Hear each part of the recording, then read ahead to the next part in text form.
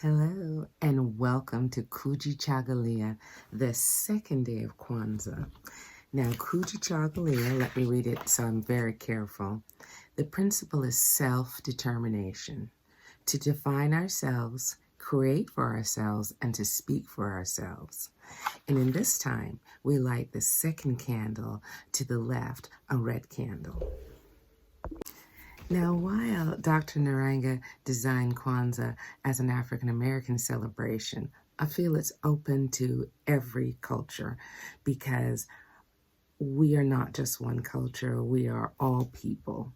So I use the principles of Kwanzaa to help direct me for the year, because I don't know about you, but usually when January starts coming around, we start making all these New Year's resolutions, figuring out the things we want to do that year. And sometimes I think that can be a little overwhelming because should you just handle finances? Should you make peace with your sister? Should, what kind of things should you do? And I think a lot of people may put it off because they find it so overwhelming. But I think these 7 days of Kwanzaa help give me clarity. One of my favorite quotes is from a book called Sabriel by Garth Nix. He is a young adult author, and he wrote a series of books in fantasy starring a young girl, Sabriel. And at the very beginning of the book, it says, "Does the walker choose the path, or the path the walker?" And even though this is a fantasy novel, it speaks to me because so very often we make plans and God laughs. Now, I don't really think God laughs. I just think the universe and God decide whether to green light your projects or not. And sometimes you have to think to yourself, why did he greenlight some projects and not others? And I think that the universe is a benevolent place. So if your project is not greenlit, there's a reason. There's something you're supposed to learn from it. Or sometimes your projects get greenlit and they don't work out, but you also get something from that as well. No, I do like to plan. I like to journal things out a little bit, especially if I'm stuck on some emotion or puzzle that's trying me in my life. So I do like to journal quite a bit. I also keep a calendar. Let me show you. All right, so I assembled some of my stuff. Oh.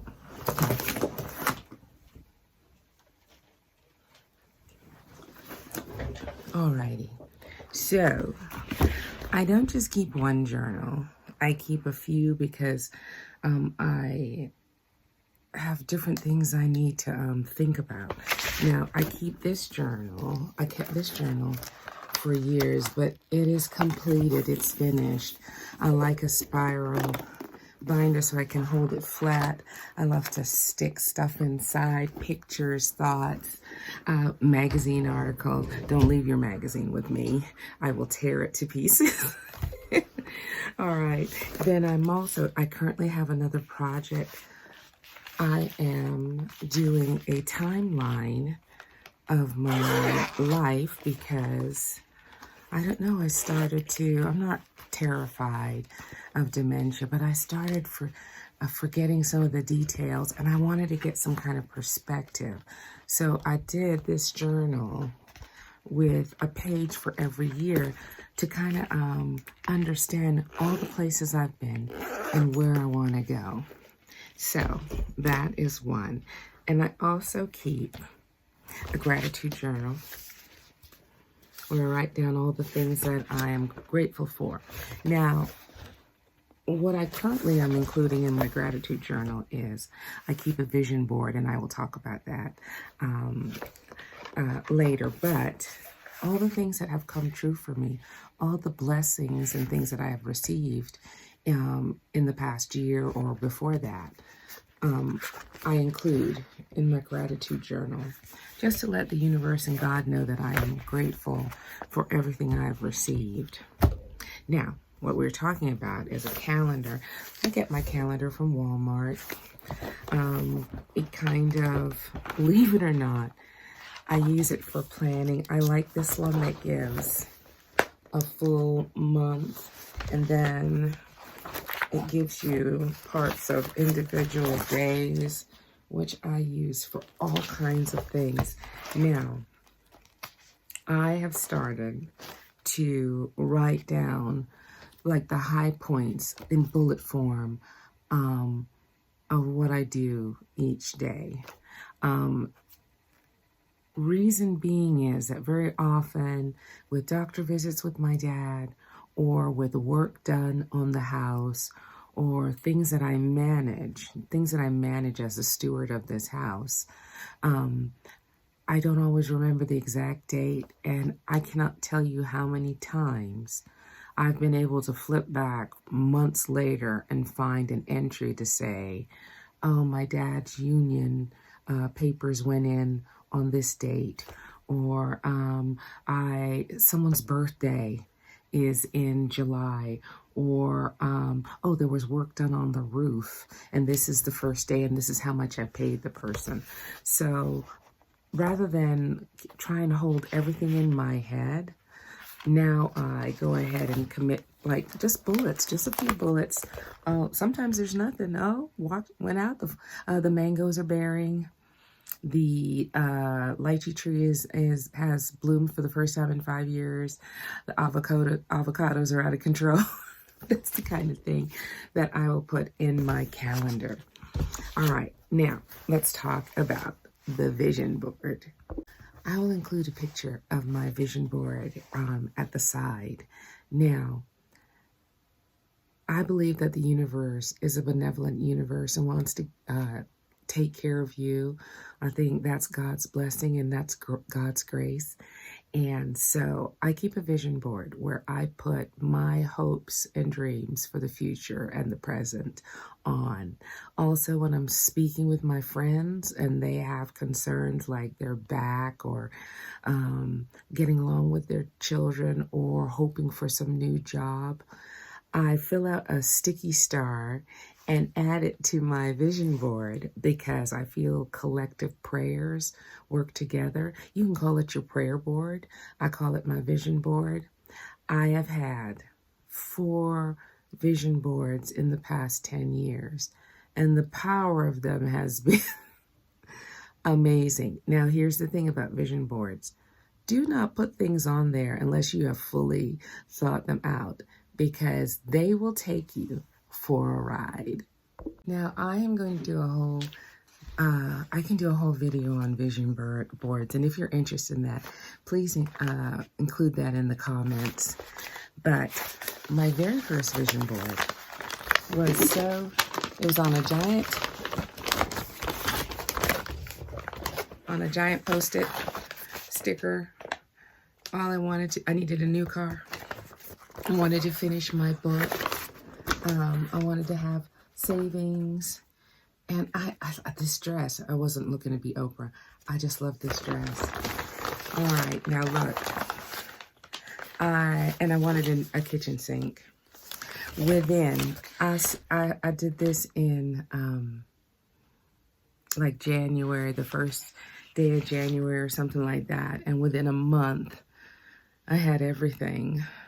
My ex-husband called me and said, did I want my alimony all at one time? And that was the down payment on my car.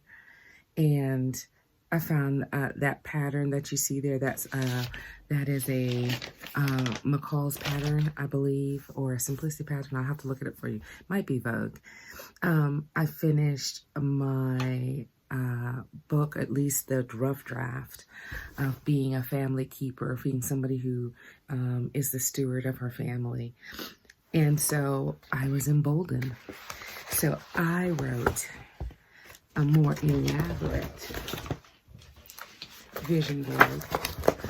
You see all of this stuff here? Y'all, this vision board nearly killed me. I wanted to downsize from my large home into a small home just for me because my kids had all graduated. I wanted to be able to travel. I wanted to work out more. I wanted to be with friends. I wanted to make soap. I wanted to this. I wanted to, look at this one, take care of my family. Now, y'all, that meant packing up my whole life and moving to Jamaica. And it was exhausting, well worth it, exhilarating. But I honestly thought, I didn't think I was going to make it. Just the sheer physicality of downsizing a house again to fit in a container. I had just downsized a 3,000 square foot home into a 16 square foot home. And then within 2 years, I was downsizing a 16 square foot home into a 20-foot container. And physically and emotionally, it was unbelievable. So, just to tell you that, a vision board, you have to be very clear. It's almost like a monkey paw. Or if Aladdin gives you, or if you get 3 wishes from a genie, be very careful what you put on your vision board. I like to fill my vision boards with positive thoughts for myself, as well as for my friends. And as they come true, I peel them off and stick them in my gratitude journal. I am several pages in, and now my friends call me and say, hey, I'm up for this job. Put me on your board. And it's my pleasure to do so. I was so inspired by that, and this is not a plug, that I created this KDP book saying everything works. And it was a workbook, and I included vision boards that you could write. But you do not have to necessarily have a physical one. There are these things called Lino boards. And it is a website that will give you free vision boards. And I will include the link below. I use those also because sometimes I'm speaking to someone or I'm talking to someone and I don't have any paper. So I go ahead and write out. They have their own little stickies and you just type them out on the website and move them to your vision boards. And you can create as many vision boards as you need. If you need one for family, if you need one for your relationship, if you need one for your friends, if you need one for your job, if you need one for whatever you want to create, you can do that. And I have digital ones as well as physical ones, and they have been very, very highly effective for me. Now, in my quest for self-determination, some of the things that came to me this year that I wanted to pursue, see how going through these principles really helps you get clarity. I decided I wanted to swim well, not just putter around. And we were going through the bank the other day, and this gentleman handed us one of these cards touting the effects or the recommendations of his spa. And I was just looking at it, and swimming lessons, right? So I want to swim well. Like, I want to swim well in the pool. I want to swim well in the beach. You know, I learned to swim when I was 5, had a terrible incident where I almost drowned. And so what's happening now is I know how to swim, but I get this anxiety when my feet are not touching the ground. So I want to work through it and swim well. So I think I'm going to sign up for these lessons, and maybe once a week or something, 10 lessons. I think that's what I'm going to do this year. Now, I continue to estate plan because one of the self-determination principles that I have is that me and mine will prosper and take care of, and that we can ground ourselves and build on it one generation after the other. So I have a few estate planning things to handle.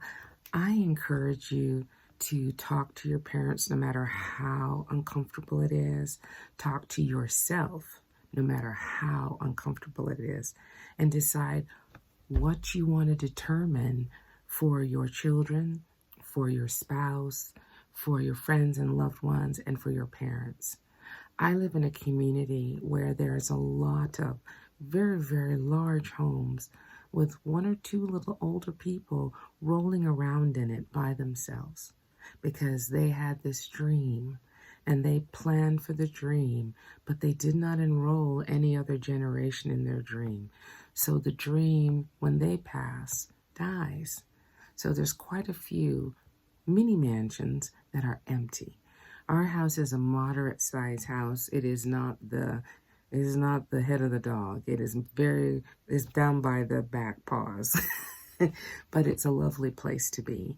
And I have gone out of my way to enroll my children in either letting me know that they're not a part of this vision or which one is a part of this vision. And so part of the estate planning is to add my children to my title and deed so that we can work through the process of passing down property. That might not be the thing for you.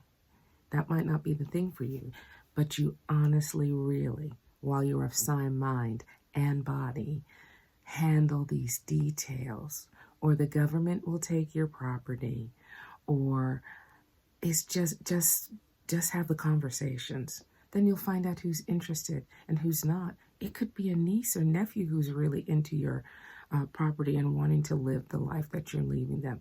Maybe all your children have plans to go somewhere else and do something else. But I encourage you to have these conversations. So that's my estate planning plans. I have the next plan I have. One feeds the other. Because of the constant weather, and we're in Mandeville, where there was once a bauxite plant. Sometimes we get deposits on our roof. So I'm going to handle some roof repair in January, and I need that roof repair because I am going to put in solar panels, and that is going to lead us into the next generation of people who want to maintain this as a family home. I will talk to you about the whole process of getting quotes and everything. It may not be worth it for you everywhere, but I think it'd be really positive to leave this for the next generation in Jamaica. All right, so I also use these days between now of Kwanzaa to do my yearly cleanup. I download files that need to be downloaded. I put things in my Dropbox that need to be put, important papers I put in my Dropbox, and I link it to each one of my kids should there be any kind of an emergency. I also keep a book where things are for should I pass unexpectedly. I know it sounds morbid, but the more you plan, it seems like the better things are. So I create a book called Where Things Are. It details where all the assets are. It details where all the keys are. And I also link them by Dropbox to important documents like a copy of the deeds, copy of bank documents, all those sort of things. And I link it to each child so they can know what to do should anything happen, because you never know. Now, a yearly cleanup. I also go through, check my receipts. I also take all of the old receipts that were from 5 years ago. I should be shredding 2017. Y'all put a movie in. Just go through, pull the stuff out, shred it, and your files will feel lighter for it. Then, what else in my yearly cleanup? Also, I check my address book. If there's someone that I love or care for who I haven't heard from, I try and make a call between these 7 days, because maybe something's happening for them why I haven't had a chance to talk to them. So I do that as well. I update email addresses and stuff like that. It's lovely to do. You're in your pajamas, you're eating cookies. It's a no-brainer.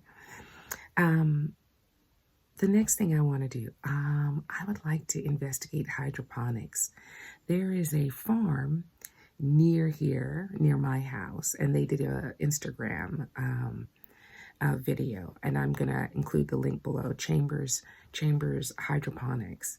and he was showing he sells kits to grow greens and such in a very small space. And I have a space that I think will be perfect for it. And our soil, because we are on top of a mountain, our soil is not as strong as it used to be. Now, the big trees like the lychee tree, the coconut trees, the ackee trees, the avocado trees, the June plum trees, they're doing very well, but their roots are deep into the soil. But we have been having less and less success with our side garden. And so I'm going to give it a couple of years, put some more amenities in there, and then we'll take it on again. I'll give it a time to rest. Then I'm going to try the hydroponics, guys. I'll let you know. Also, this is a wonderful time for me to spend determining where I'm going with this YouTube channel. Initially, I started this YouTube channel 8 years ago as a supplement to my classroom instruction because I always had a workshop going on in my classroom. But sometimes, as most teachers know, there's not time to do everything we want to give to our students. So I would show them the way, and then I would put up a video or two, like for the summer, like summer camp and stuff like that. If they wanted to expand, if they wanted to publish their stories, if they wanted to listen to reviews of books that they might be interested in the library summer reading program. So last year, I got into planning. I got into doing the 9 Makes challenge, and it just elevated my channel to a whole nother level. Trying to pursue those 9 Makes and allowing myself a chance to be creative, ultimately to sew how I wanted to sew my whole life. This was the time. When was I going to do it? Oh, I'd have to count how many things I've created. You know how crazy it's been, but it's been joy-filled, joy-filled. This holiday season, I have loved everything I've given to people, and they have loved them too. And I love corresponding with my subscribers, and I love being able to teach again from my home and to share with you my culture, the things I like to make, the irony that is being a 59-year-old. And so I think I'm going to be doing more of the same. If I find something interesting other than sewing and my crafts and such, I will let you know. You can always look at all my playlists because I've been into all sorts of things. Soap, book reviews, children's book writing, all kinds of stuff like that. So that's where I think I'm going with YouTube. One more thing with YouTube. I think I would like to sponsor a challenge, but I'm not going to let it drive me crazy. I'm going to do some research and see what we can. I know it's going to have something to do with reversibility because you know I love to reverse a thing. Now, the very last thing that I'd like to determine is the relationship between my father and myself. We have been given this unbelievable gift to spend our last days together. And it has been delightful, frustrating, hilarious. He's quite a character, and I am eternally grateful for this time I've been given with him. So I want to be the last one to let go on hugs. I want to be the last one to leave the table after he has stories to tell me. And that has been the gift of this year. I finally calmed down enough to enjoy him totally. I no longer have the fear that I had before. I think the fear kept me clenched that, oh, was he going to pass? Oh my goodness, can I do this? And it's been 3 years. I can do this. So I'm going to take all the joy that this time has to offer and be with him. Now, I cannot end a talk about self-determination without talking about my mother, Agnes Knight. She decided, she was an unwed mother in 1959. She fell in love with a man. They got pregnant. He was supposed to go to England to become an engineer. She was supposed to go to England to become a nurse. And when they got to England, they started to plan. She went to midwifery nursing school. I'm not exactly sure what he did, but somehow they had a huge breakup. I think he was a drinker and embarrassed her in front of her family. And she decided that she would do it for herself, as so many women do. So she left the warmth of Jamaica, where she had a house and family and friends, and took herself to chilly England. And it was chilly in more than one way in the 1950s. And she determined that she was going to build her life, send her money home for her mom to keep up the house and take care of her son. And then she met my father. They got married. They had me. And then she determined that they were not going to get much further in England, and they immigrated to Canada, where they worked hard, built another house, stayed for a while, and then realized that even though my dad had graduated from drafting school, he was not being hired. So they decided to give New York a chance. So they moved to New York, where my dad found work and my mother found more work. She was an excellent nurse, but I think she was brilliant, and I think she needed to be a doctor, but she, opportunity did not meet life. And then from there, we lived there for over 10 years, and then we moved to Houston, Texas, where my life kind of took off, where I went to college, met my ex-husband, had my children. My children went to high school and launched from there. But she determined our path. And if I go back even further, my grandmother, Alice Robb, determined our path. And my husband's father determined our path. And his grandparents determined our path. Because that's as far as I can get before I hit slavery.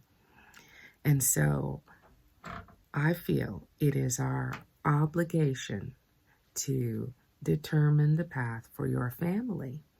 And that is what I'm going to try and do this year.